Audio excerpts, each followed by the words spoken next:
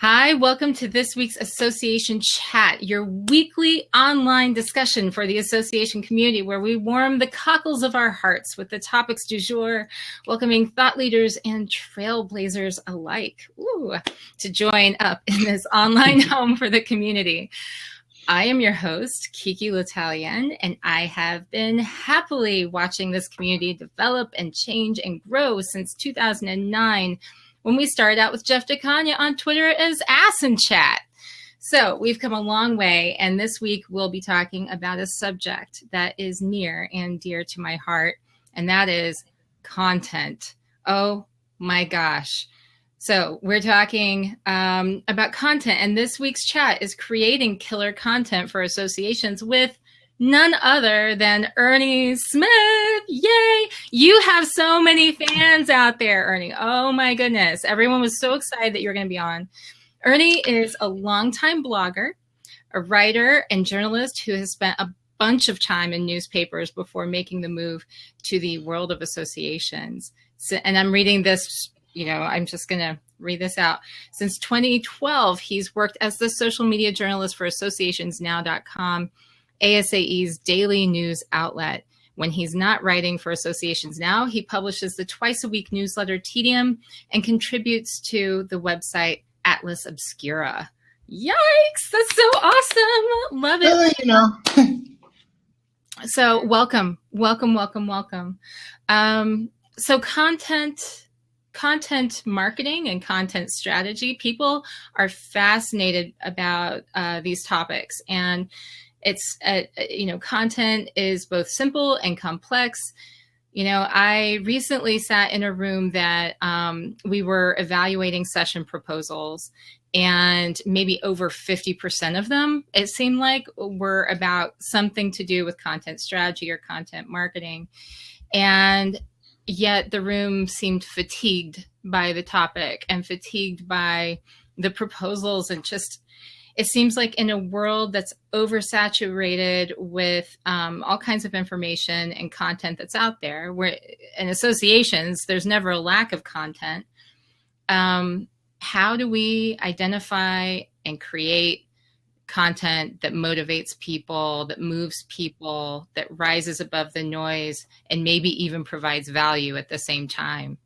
We struggle with that. I think it's a very challenging thing, and I think that quite often what we run into as content creators is just trying to figure out the thing that's going to that's going to become a hit, become like something that just hits that mark.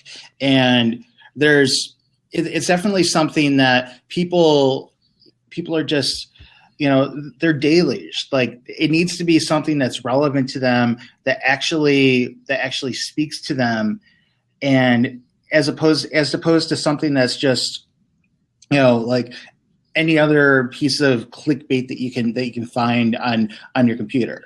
The thing is, because there's so much content, you have to do a lot more than you did even 5 years ago just to stand out. That's true. I mean, that's true. And I mean, you, of course, this being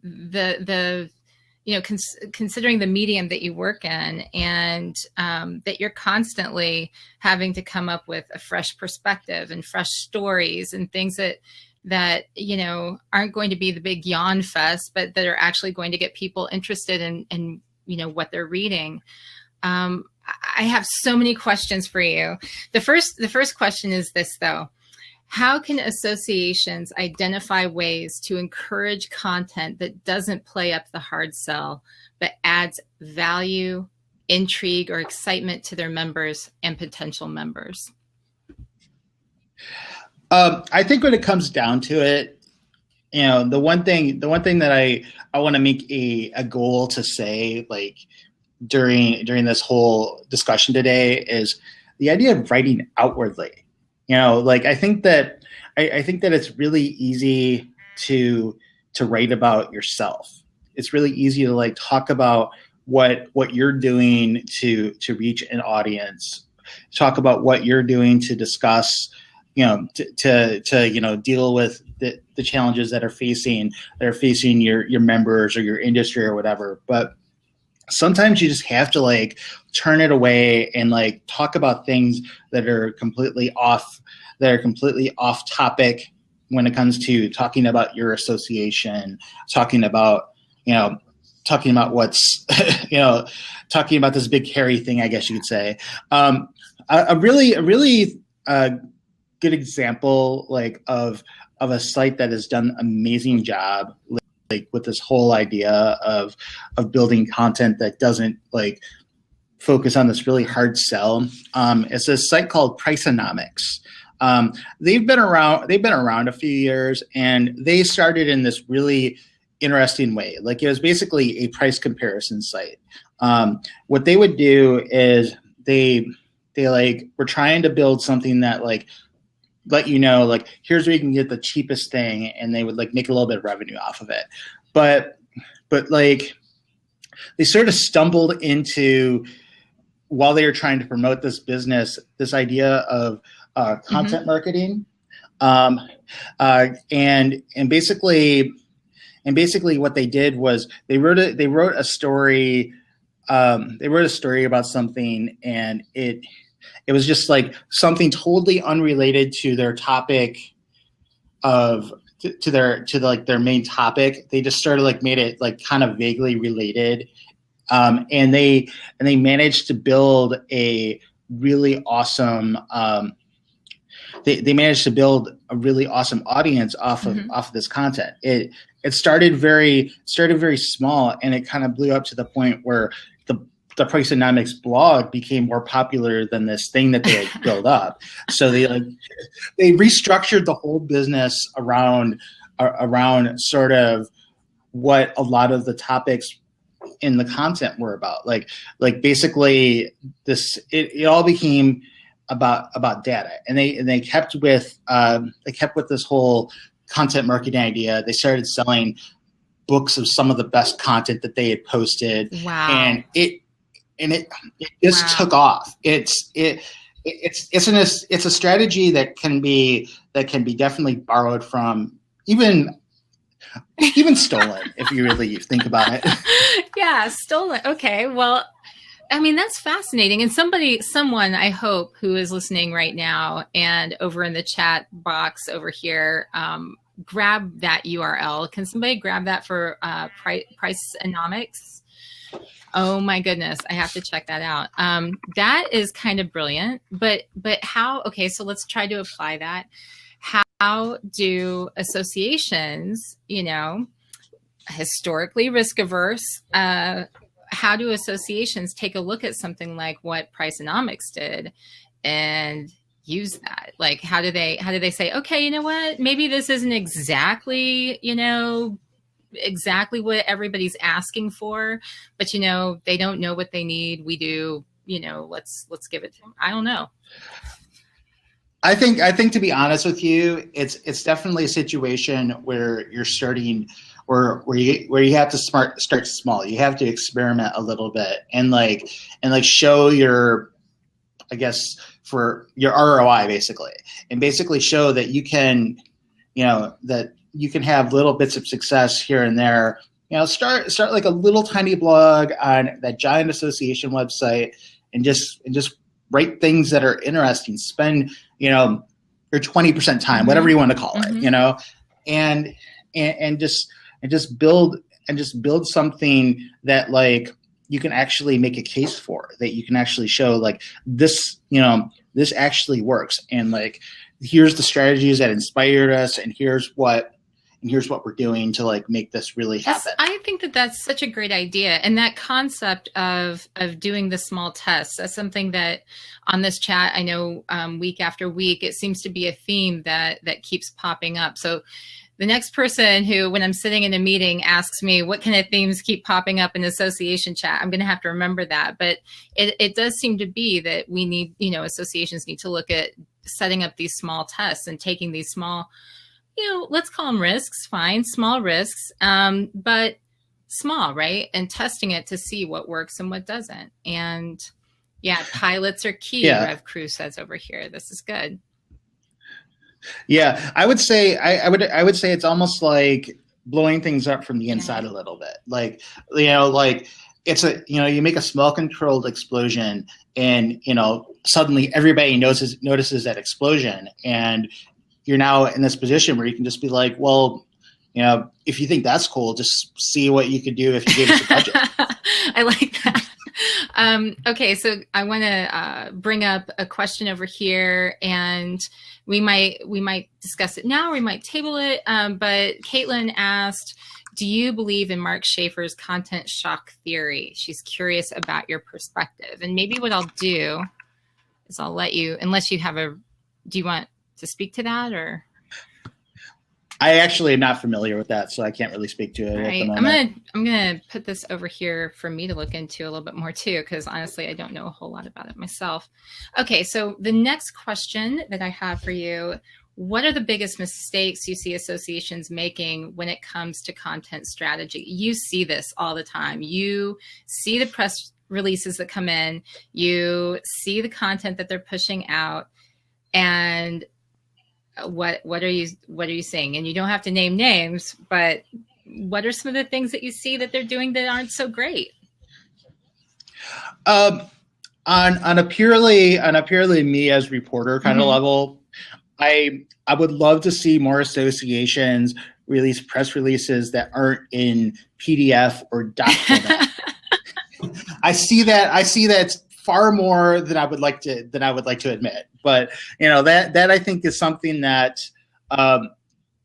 it kind of goes against the whole SEO thing. So I mean, like that's like a small thing. That's sort of like a personal pet peeve. But speaking more in a traditional content sense, I think that I think it goes back to the idea of talking too much about yourself. Like I think it has to, I think you have to like create content that shows that does things by showing examples in the outside world. It needs to be more outward than inward. I guess that like a good way to put this is, like quite often I'll see a lot of press releases that are along the lines of, this person got hired by this and this association. Like, yeah, I mean, I think that your members, while it's cool that they hired a new person, I mean, don't get me wrong. And I'm sure that person is going to do amazing things down the road, and that they have like a great resume and all this. But I think that I think that like, when it comes down to it, your members like that, like that doesn't directly speak to them. Like they're more curious in seeing what's results. They want to see like what's happening, or like what's happening in the industry, and like what they can learn, what they can bring back to their own companies, or bring back to their own personal growth. I guess another way to think about this is that there are two terms that come from the world of journalism that like I'm pretty familiar with. It's the quote unquote chicken dinner stories, which are basically like very like they're stories that have a very small focus, and they aren't like, they don't really have like a lot of appeal to the outside world, I guess you could say.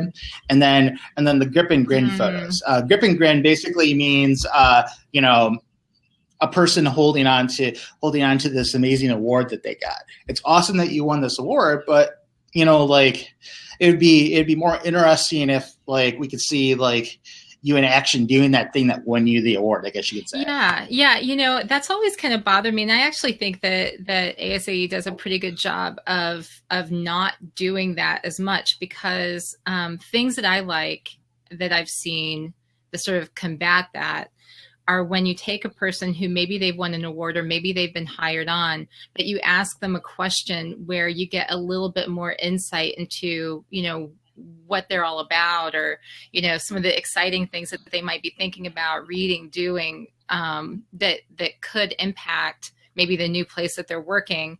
I think that, you know, the basically rehashing the person's CV or their resume in like a little, you know, tiny blurb, is pretty boring, right? I mean, like nobody really cares. Yeah, and that person's family cares. That's it, you know? Yeah, that's the thing. I think that, like, you know, like, that's not a direct criticism of anybody in particular or anything like that.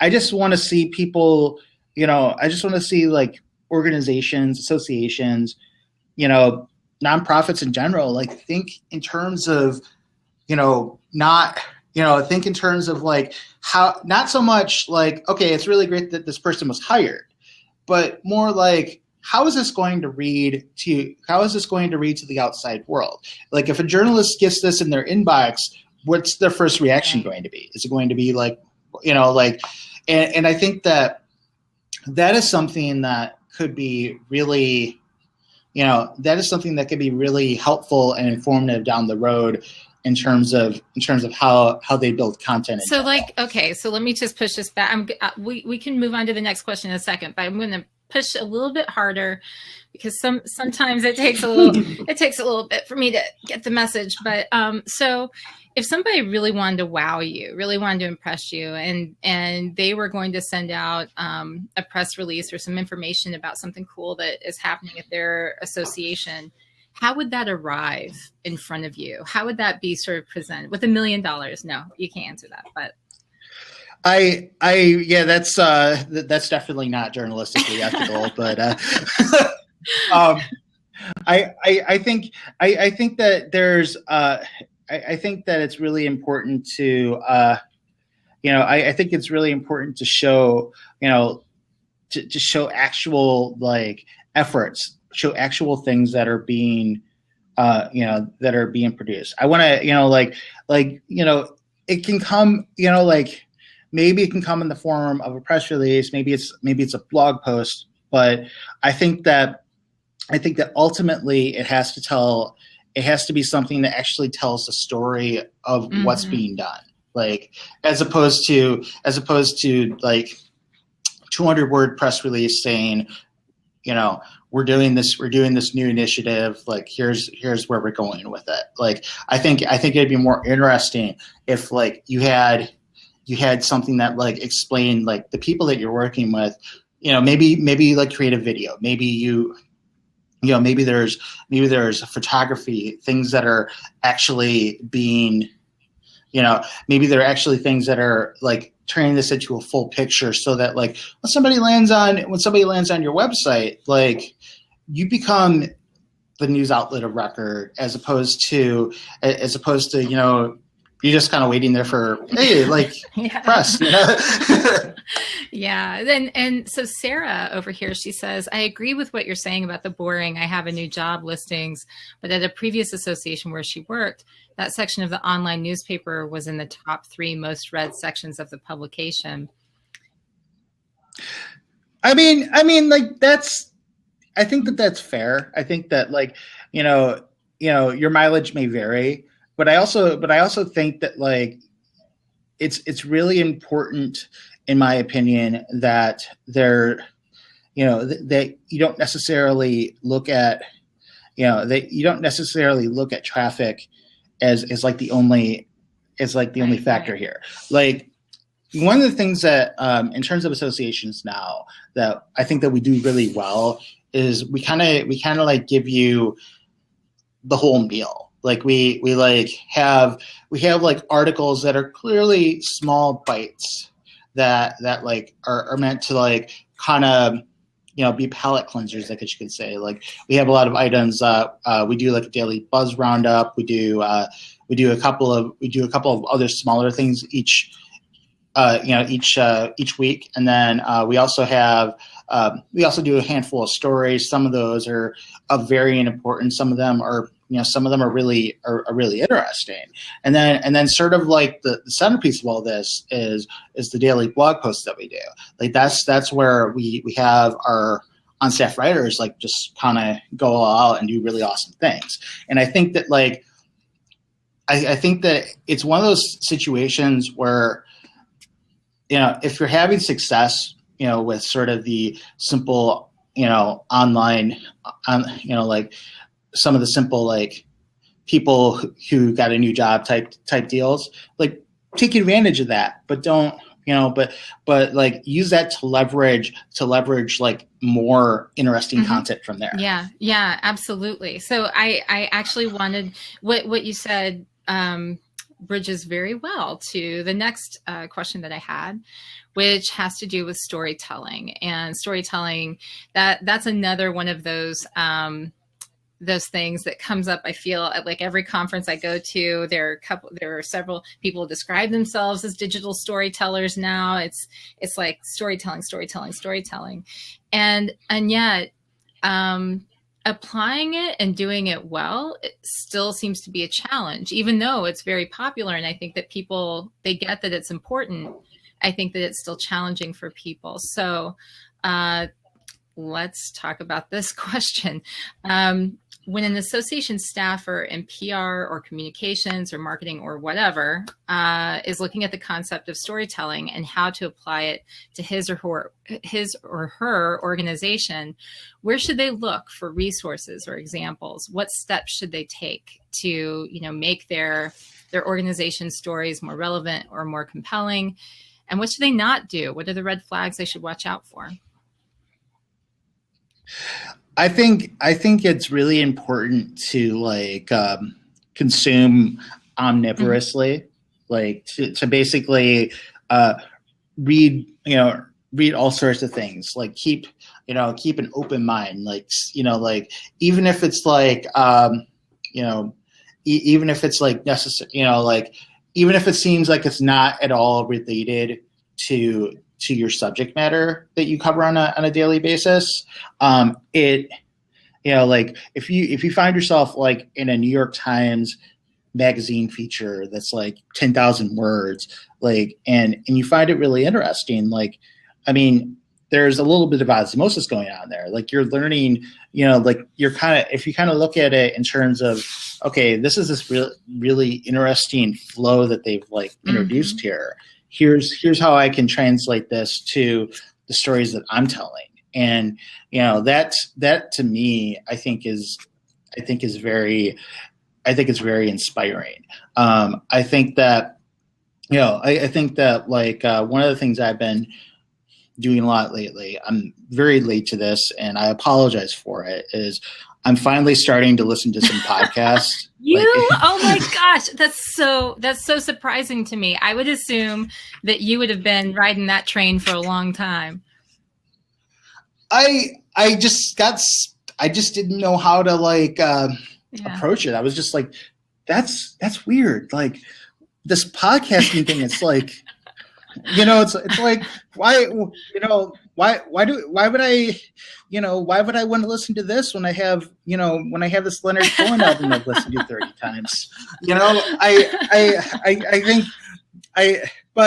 But I think that like, I'm trying to embrace it. And I think part of the reason why I think is, part of the reason I think is because, I'm witnessing like very interesting storytelling techniques inside of this that I can take to what I'm doing on a daily basis, and I think that like and I think that when it comes to storytelling in general, like it's a situation where there's a lot of borrowing going on. You don't have to bring it back or anything, but there's a lot of borrowing going on. And I think that, and I think that, and I think again, like in terms of red flags, like,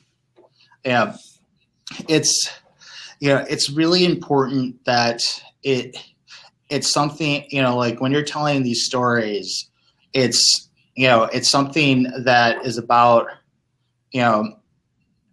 that like people wouldn't necessarily, that the people, that people can see, that you're like really taking seriously the value of your members. Like you want to, like, I think that like it would be great if you told stories about membership and about like the people that you're like that are your actual members that are doing really cool things. And like I think that if you kind of waver too much from the idea of of looking outward, again, like I'm beating that drum. I think that it's really important to emphasize outward, like the content has to look outward rather than inward, because people want to learn something new. They don't want to, just learn another shade of the same thing. So we have a really good question over here that others in the chat are enjoying very much and approving of, and that is Amanda Kaiser's question. How do you know what new topics may matter to members? Does ASAE conduct member research? Do you know of other associations conducting research that feeds their editorial calendar?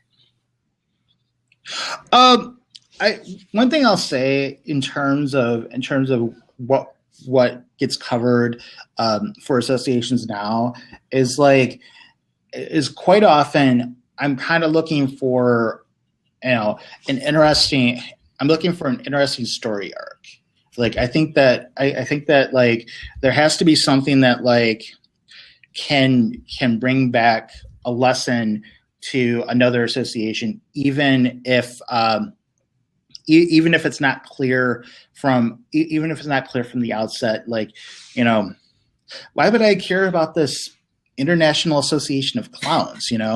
But the thing is, like, from my perspective as as a writer and a guy who's reporting stuff, like ultimately I want to be like that may be a really weird hook, but if I can find an angle in there that kind of drills down on some key lessons that can be taken from that and brought to the broader world, like that's a win.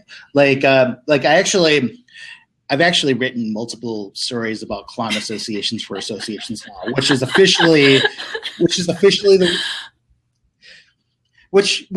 I've also written stories about conflicts between Santa associations. So now you're giving us a glimpse into your psyche. We know how to get, you want to get your organization into associations now. We know that if we start writing about the clown associations, that might be our angle.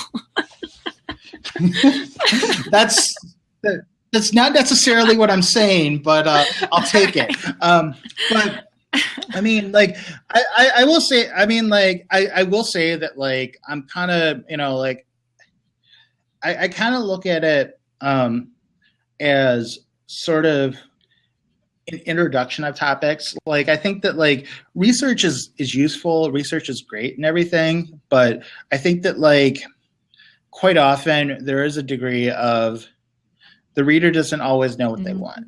And I think that, like, sometimes from my perspective, it's really important to just say, like, hey, there's something here that, like, I can bring value to that shows more than simply, like the same 5 or 10 things that, like, are already out there.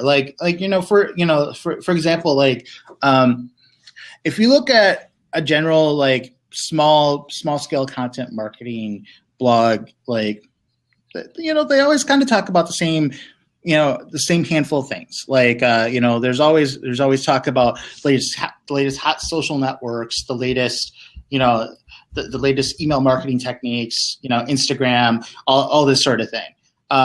Now, if you go to Fast Company, there are, it's like a different vibe, isn't it? And I think the secret is, like, you have to find a way to, like, create that different vibe. You need to be able to say, like, what are they doing differently that you can take back to your own like association and its own content. And and make it more of a whole thing. And I think that the secret there is being very smart. I think it's being very smart and like having a really good ear to the ground and knowing what you can do to like make it more of a whole. And I think that sometimes it means digging into like corners of the internet and corners of the world of associations that maybe haven't seen a lot of light lately. So I mean that's kind of my thought process on in terms of like finding stories. So like I do, like every day I do a lot of digging. Like I spend like an hour or more just like digging through like what's available and like seeing what is out there that could be, that could make really good good material. Yes. You have to tell us more about this. Tell us your process. Tell us what do you do? Where's your treasure trove of resources? Give us your process. My process, I mean, I have a handful of Google alerts set up every day. I do a lot of really key searches. The thing is, there are certain searches I can do that like highlight, highlight like all the things that are like out there. And the thing that like I need to sort of explain a little bit is since I come from the world of journalism, like the world of traditional general newspapers, like there are some differences between like what you'll find specifically in the association space versus like the top 5 or 10 stories that you'll see on Google News. I think that as a result, there's a lot of I think as a result, there are a lot of big differences in terms of how they're approached. Like, I think that a lot of the time I'm digging and I'm just like, like I might read a sentence in a story like 2/3 in, and it's just like, hey, that might be like an interesting story angle.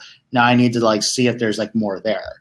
And I think that like that process tends to be the part that takes the longest. I mean, like some of it is tools, but I think a lot of it is just strategy. Being able to say like, this is what,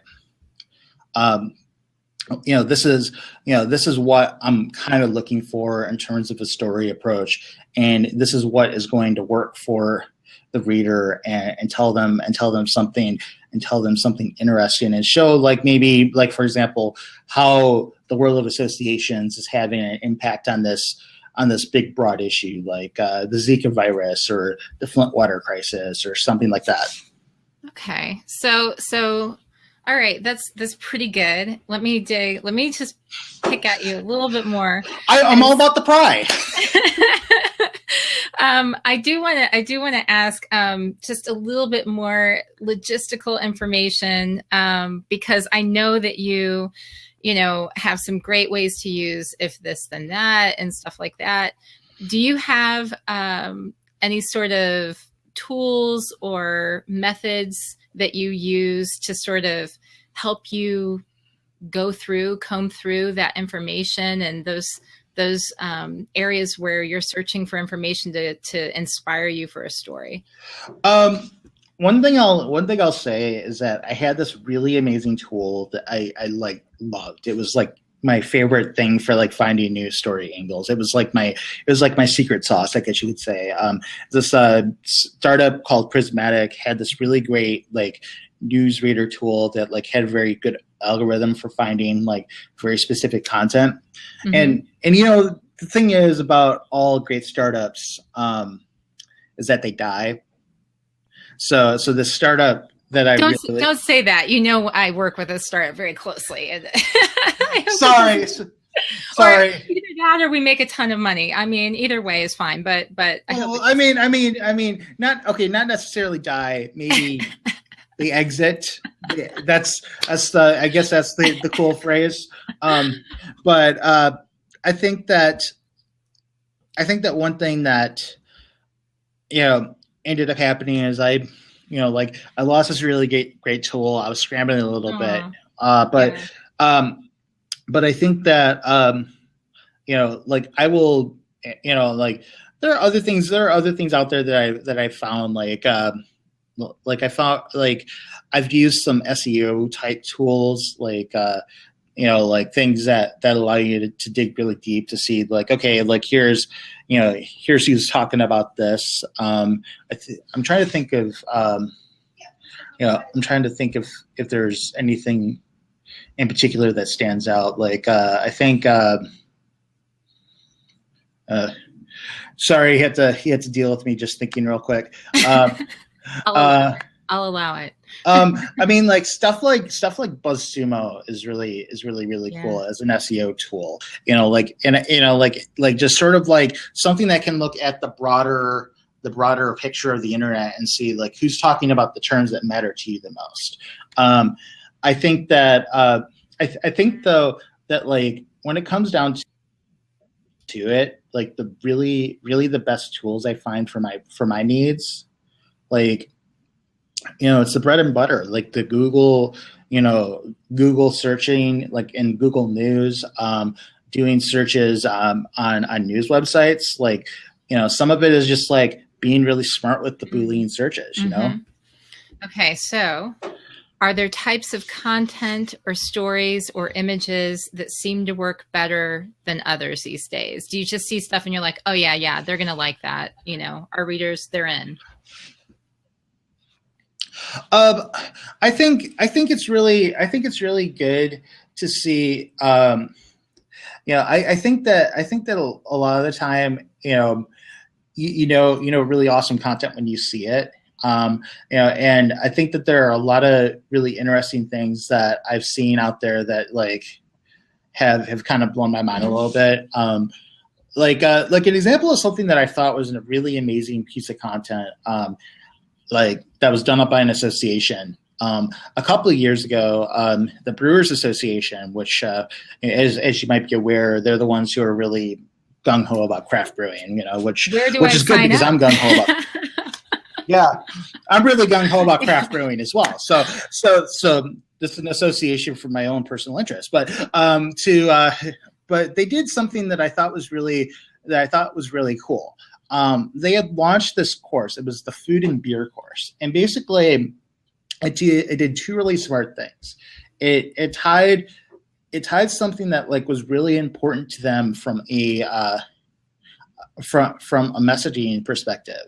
Like the idea that you could like associate beer, this thing that you just drink on its own with cooking and like use beer to like highlight the taste of the food that you're eating, which like that's a really good messaging angle for that. But like the thing that I found really interesting about this course was like designed for classrooms, but they like put it on this website where anybody could download it and anybody could like in their kitchen take these lessons and just use them to their advantage. Like I think that like strategies like that, like where it like teaches something about your association, but doesn't necessarily like beat you over the head with the inner workings of the association. Like that is awesome. There's another thing that I really love. The American Chemical Society has this really great YouTube series called React. And basically, I guess the best way to describe it kind of takes a pop culture approach to chemistry. A couple of weeks ago, they did a really cool one where they talked about where they tied it to the Super Bowl, and it was about how to get the best possible nacho cheese, which is obviously, which is obviously a topic that is relevant. Like it obviously isn't. It obviously isn't this kind of thing that, it's obviously not too deep in the weeds, but it allows for this opportunity to use to explain things using chemistry and like make it something that's public accessible, that the public can, and that I think is like the real, that I think is the real goal. Like, I think that I think that having things that are really well put together, that sort of like take like the main messaging points of the association, but don't make it feel like they're the main messaging points of the association. Like that is really, like that, like I get that. That warms my heart. I get that, because they're just saying, this is really cool for the people that, for our members. This is some really like helpful information that isn't going to tie directly back to necessarily our mission or, our revenue streams, but hey, we think that this is really great for you. Here you go. And that is nice. That's nice, right? And it tells like, and it may not be like a traditional story in terms of like, plot beginning and ending, but it tells a story of how this thing that like may not seem relevant to the broader world is actually relevant to your, it actually has some relevance to your day to day. And I think that there's I think that associations, like, especially if they're trying to break through with like marketing or advocacy campaigns, like that kind of thing should be really key. Like it has to be about like showing them something awesome that isn't necessarily that isn't necessarily just like just beating them over the head with it. Yeah. I get that. And I think that that's a really good example too with the nacho cheese and stuff like that with the American Chemical Society, because it's taking something that everyone runs into it, and saying, and science here, P.S. cool science, like, let's look at this. This is how this fits in. But it's fun. It's approachable. It's something that's relevant. Okay. So I think that I saw, let's see, we have 15 minutes left. I want to make sure that I give everyone a chance to ask their questions too. I have a few more questions for you as well. So just so everyone knows who's watching, if you aren't used to watching week to week, if you want to do a /Q and then ask your question, it will put your question over here in a nifty little box that I can click on, and we can address and speak to that, as we see it come in. Or you can just ask your question and I'll try to catch it. Caitlin asks over here, how do you decide what content is public serving the industry versus using content as a member benefit? That whole paywall separation of things, like, how do you know? I think, like the examples that I just brought up, like those are very obviously like serving the industry, public facing kind of things. Like when it comes down to it, like there are certain types of content where it's very inward facing, where it like digs a little bit deeper into the weeds. Like recently, I wrote a piece that was like basically about like, whether or not your association should like, consider getting an API, which is obviously a very technical topic, but like, I think that like, I made the point that there were some examples of things that like are very, like useful only to like your actual members and not to the public at large. Like for example, I think a couple of the examples I used in it were like, if you have, if you're like an automobile association and you have like a very in-depth parts database, like where it's something that like has this very specific use case versus something everybody would get a benefit out of.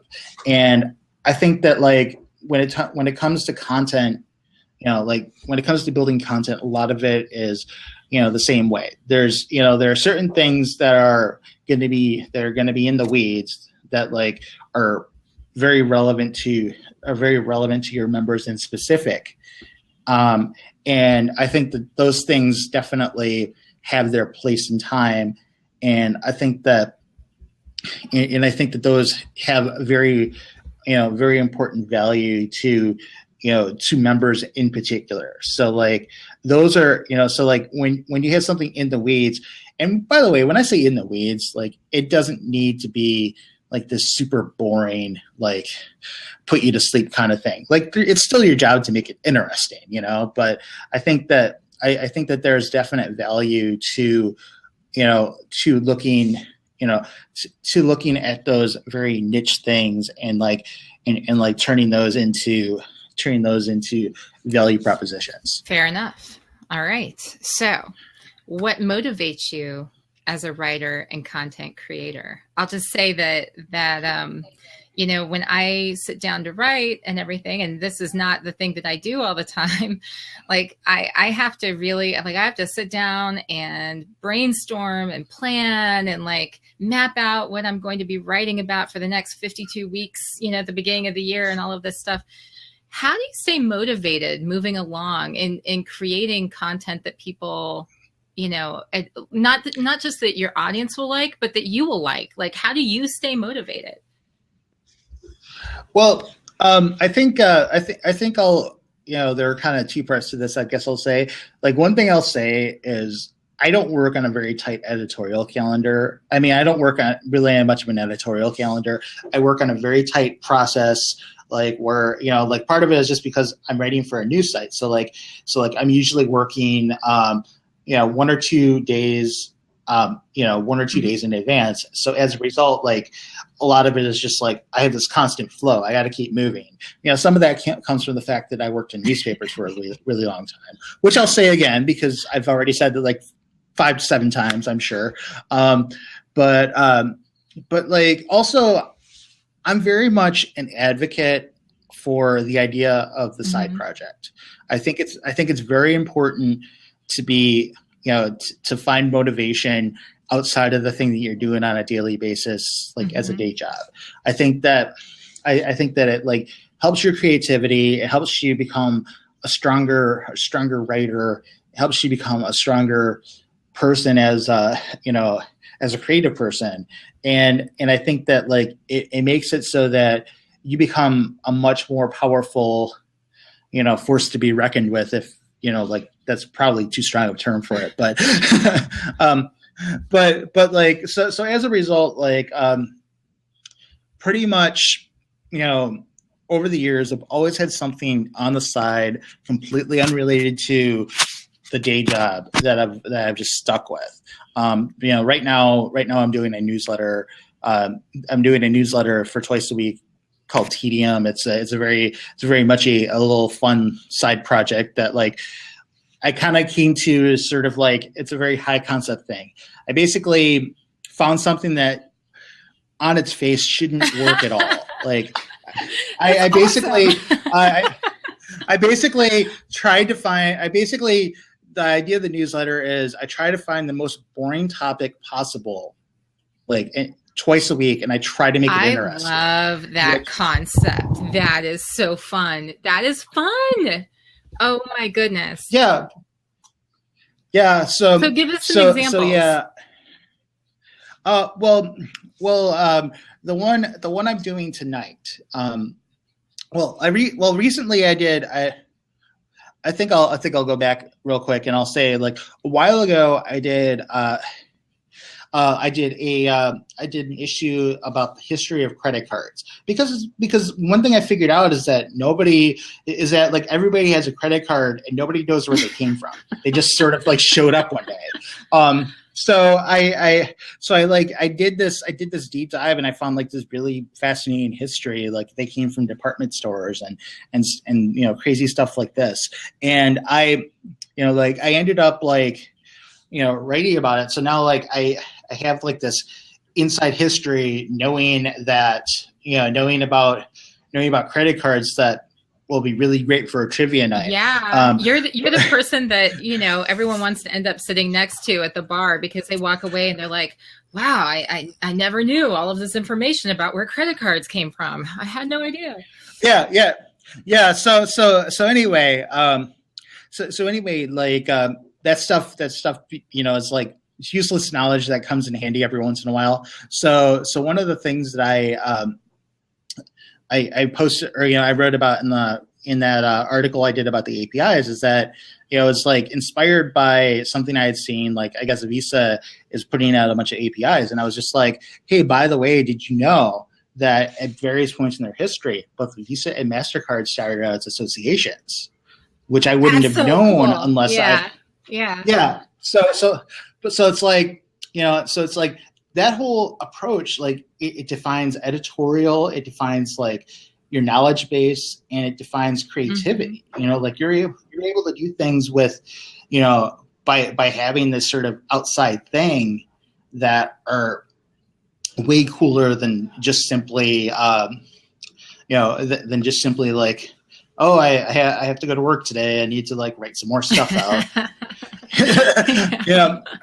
Yeah. Well, you know, and I think that it definitely plays into something that I've been working on for like all of last year and then this year too. Sort of recommitting to this process of developing curiosity. And so like asking questions about the craziest stuff, you know, I'll meet people and I think it started out with meeting people and assuming that I knew more about them than I did. And I discovered very quickly that I did not know as much as I thought that I did and made a lot of wrong assumptions. And along that same path, though, the more questions I started asking, I started challenging myself and like actually thinking, okay, you know what? I'm just going to like every time I communicate with someone, I'm just going to try to ask like 5 random questions that have nothing to do with anything that they would think that I'd be asking them about. And so if you've gotten a few of them, I apologize ahead of time. It's like something I'm really trying to do, but I found out the coolest stuff. I've gotten into the most interesting discussions, and it's actually transformed the work that I do and the content I produce because of asking those questions on a regular basis. And so, you know, I think that's really fascinating. 2:55 p.m. Eastern time. How is this possible? I could talk to you forever. All right. So I know that everyone has a lot of things that they probably want to ask Ernie, and they probably want to. So check out his newsletter and check out where, you know, all of his stories online. Follow him on Twitter. But I do have one lingering question before we wrap things up, and that is Oxford comma, where do you stand? Well, that's an important question. It's a very important topic that I think will have people debating in the streets. It'll be like that dress. But I think that I think that in terms of the Oxford comma, when I started in newspapers, like I was very much opposed to it because, you know, like I had been, you know, like very much newspaper writing, AP style, like needs to use as few characters as possible. But I think that as I've kind of gotten more into writing for the web, I've kind of flipped. Now I'm pro Oxford comma. So like I've been team Oxford comma for a long time now, and I pretty much I'm pretty committed to it. So hey, it works. You know, I mean the thing is, grammatically, I think it makes more sense. You know, I think it's more. You know, I think it does a very good job of creatively, you know, like separating thoughts, you know, whereas not having the Oxford comma, like it creates like logical fallacies, I guess you could say. All right. So everyone Thank you, Ernie. Oh my gosh, thank you so much. You know, I'm going to wrap this up for the week, and then afterwards, after I turn off the recording, if you want to share, if you want to think about any really cool sites or blogs or just some things that you'd like to throw out there. I think people are loving the resources that you shared. So if you can think of anything fun that you want to point people to, think about that. But I want to wrap things up officially and say thank you for joining us for this week's Association Chat. I want to especially thank our guest, Ernie Smith, for lending us his time and expertise. Upcoming events and association chats you should be aware of. The Empire State Society of Association Executives is hosting an annual event on April 1st, and they are searching for speakers and session topics. They're really focused on marketing and social media and communications. So you can reach out to Vanessa LeClaire for more information. She's on Twitter at VLACLAIR. Vanessa LeClaire. So also you can always follow our Facebook group, Association Chat Facebook group, for regular updates on upcoming topics and special guests. And I will put the link over here just in case you want to go and join that. Also, creative podcasting for associations will be our topic next week with Mike McCallan. We're going to be talking about podcasts, associations, when, where, why, who, how, all of that good stuff. ASAE Tech Council will be taking over Association Chat, discussing analytics and monitoring and whatever else those hooligans decide to do on March 1st. So you definitely want to tune in for that one too. And that's it, guys. Have a great week, everyone. And until next time, stay cool. Thank you so much.